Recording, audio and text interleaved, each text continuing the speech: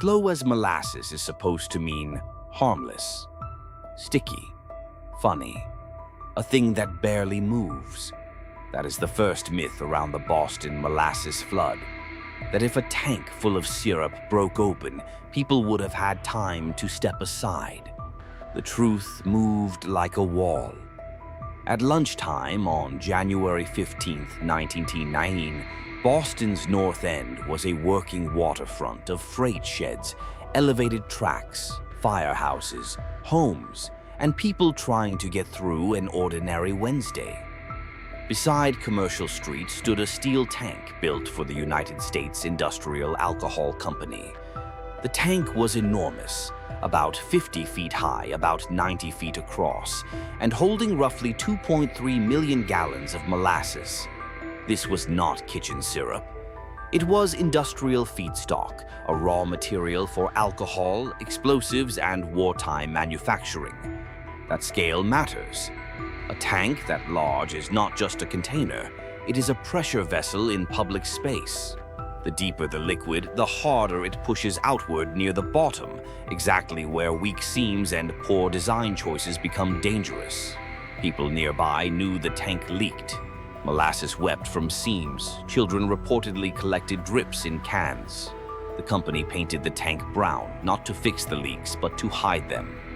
The warning signs were visible before the disaster had a name. The day before the collapse, warm molasses had been pumped into a tank surrounded by winter air. Investigators and later researchers would keep coming back to temperature, pressure, and material behavior. Ordinary details that become violent when a huge vessel is treated casually. The city did not need a freakish chain of events for this to become lethal. It needed a large load, a compromised container, and a system that kept accepting warning signs as the cost of doing business. Then the tank failed. Contemporary accounts described a sudden roar and the structure giving way. A dark mass surged out across Commercial Street, not creeping, not oozing, but striking with the force of a sudden flood. Estimates vary, but the wave was roughly 15 to 25 feet high, more than 150 feet wide, and moving faster than 25 miles an hour. Some accounts put it near 35. No one outruns that from a sidewalk. The molasses shoved buildings from foundations, battered freight cars, twisted parts of the elevated railway, and filled streets and basements. It did not behave like a slow spill. It behaved like a heavy fluid under stored pressure, released all at once. 21 people died. About 150 were injured. Some victims were crushed by debris, some were trapped, and some were overwhelmed by a liquid that grew harder to escape as it cooled and thickened around them. Rescuers moved through wreckage, sticky streets, and broken timbers. Police, firefighters, soldiers, sailors, Red Cross workers, and neighbors searched for survivors. The images from the day after are quiet, in a way disasters often are. Not dramatic motion, but stunned aftermath. The work was slow because the material made the site slow. Every step, every board, every tool had to fight the same sticky residue that had trapped people minutes earlier. The aftermath made the physics visible. That is why the phrase, "slow as molasses," gets this disaster wrong. The first seconds were fast. Modern fluid dynamics work points to a shear thinning fluid. Under violent motion, molasses can flow more easily, then resist movement as it slows. The physics matters because it restores the victim's reality. The danger was not that people reacted poorly to a slow hazard. The danger was a fast initial surge, followed by cold, dense, sticky material that made movement and rescue brutally difficult. After the flood, Boston needed a cause. The company needed a defense. United States Industrial Alcohol argued that the tank had been destroyed by a bomb and that anarchists were responsible. That claim did not appear out of nowhere. The era was full of labor conflict, wartime suspicion, and fear of political violence. USIA also pointed to prior threats and explosions. but plausible context is not proof.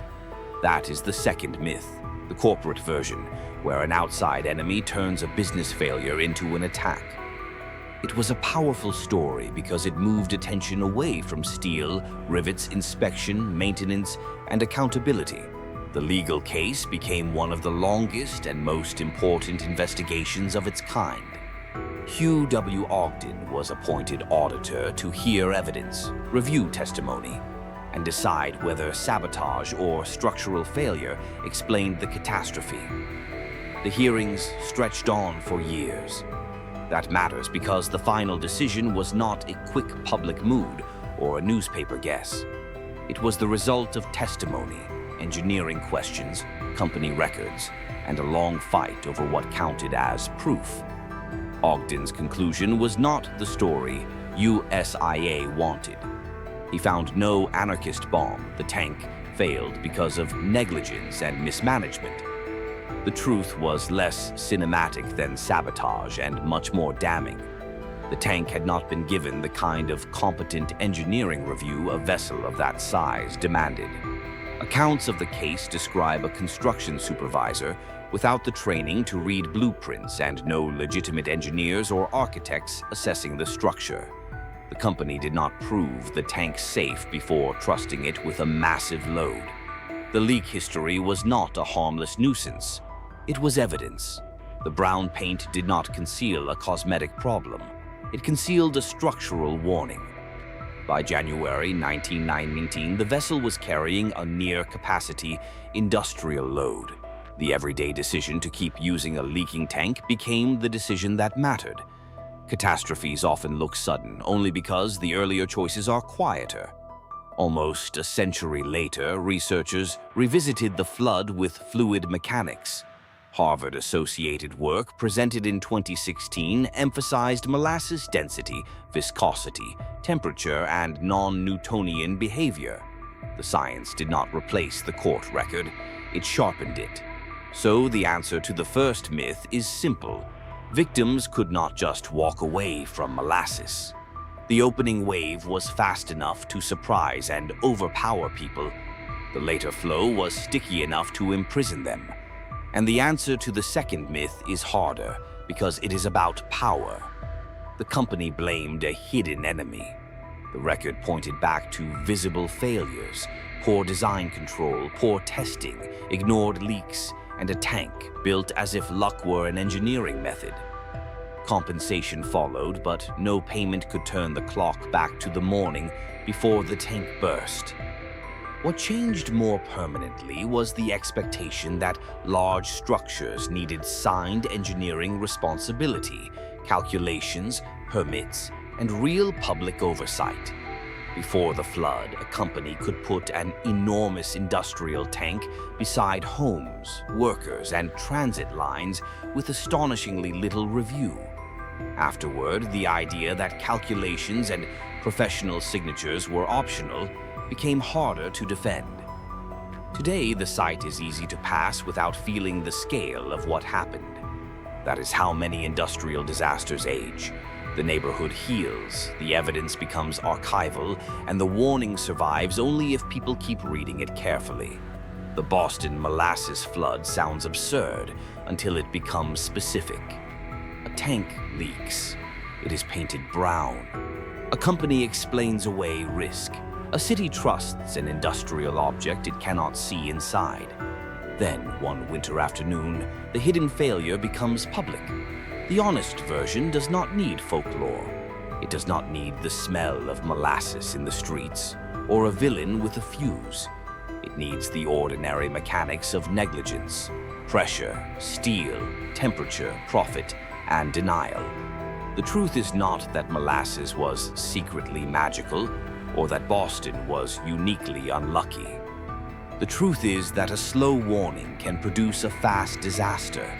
The tank failed in a moment, but the catastrophe was built over time. If these stories are worth your time, subscribe. There's always another catastrophe.